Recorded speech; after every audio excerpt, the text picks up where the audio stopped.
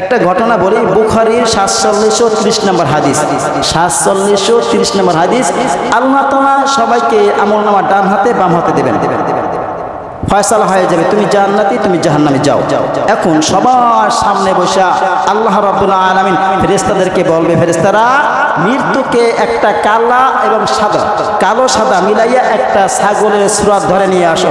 তখন আল্লাহর ফেরেশতারা ডাক দেবে, ও জান্নাতীরা। তখন জান্নাতীরা ঘাড় উঁচু করে ডাকবে, বলবে তোমরা একে চেনো? তারা সবাই বলবে হ্যাঁ চিনি, মৃত্যু, যাকে মৃত্যুর সময় দেখেছি। আবার যখন জাহান্নামীদেরকে ডাক দিয়ে বলবে, ও জাহান্নামীরা। তখন জাহান্নামীরা ঘাড় উঁচু করে দাঁড়াবে। তখন ফেরেশতারা বলবে এই কে চেনো?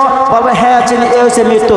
তখন আল্লাহ রাব্বুল আলামিন বলবে, এই মৃত্যুকে এখন সবার সামনে বসে জবাই করো, এই মৃত্যুকে সবার সামনে বসে জবাই করো, এর আর কোনো মৃত্যু হবে না, আজকে শেষ।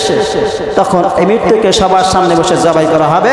যে জান্নাতি চিরস্থায়ী জান্নাতি, আর যে জাহান্নামী চিরস্থায়ী জাহান্নামী। তবে আল্লাহ রাব্বুল আলামিন শিরক ব্যতীত যদি কোনো বেদাত ব্যতীত কোনো ব্যক্তি মারা যায় আর সে ব্যক্তি জাহান্নামেও যায়, আল্লাহ রাব্বুল আলামিন টুডে ওর টুমরো, আজ হোক কাল হোক, তার শাস্তি পাওয়ার পরে আল্লাহ তাকে জান্নাতবাসী করবেন ইনশাআল্লাহ।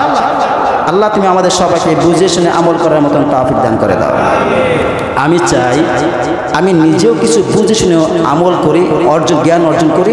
আমি চাই আমার সামনে যারা বসা আছে তারাও আল্লাহর রহমতে কিছু না কিছু বুঝে আমল করতে পারে। সেই জন্য আমি একটা প্রতিদিন এই একটা সপ্তাহ বসে একটা ঘাটার পরে একটা স্যামারাইজ তৈরি করি, একটা রুটিন তৈরি করে, শিডিউল তৈরি করি। কোনটা বললে মুসল্লিরাও বুঝবে, আমি নিজেও সহজভাবে বুঝাতে পারবো, নিজেও আমল করতে পারবো। এই জন্য এত কষ্ট করি। এখন যদি আপনারা বলেন হুজুরের যে বলার কাম বলতেছে আমাদের কোনো কিছু কাজে আসবে না, তাহলে ওই আয়াতের সাথে মিলে যায়, ইন্নাল্লাযীনা কাফারু সাওয়াউন আলাইহিম আনজারতাহুম আম লাম তুনজিরহুম লা ইউমিনুন। নবী হে, কাফেরদেরকে যত ভয় দেখান, কাফেরদেরকে যত আহ্বান করেন, ওরা ঈমান আনবে না। তাই এখন যদি আপনি এই আয়াতের অন্তর্ভুক্ত হতে যান, তাহলে আপনি যে কোনো জায়গায় নামাজ পড়েন, কোনো সমস্যা নাই।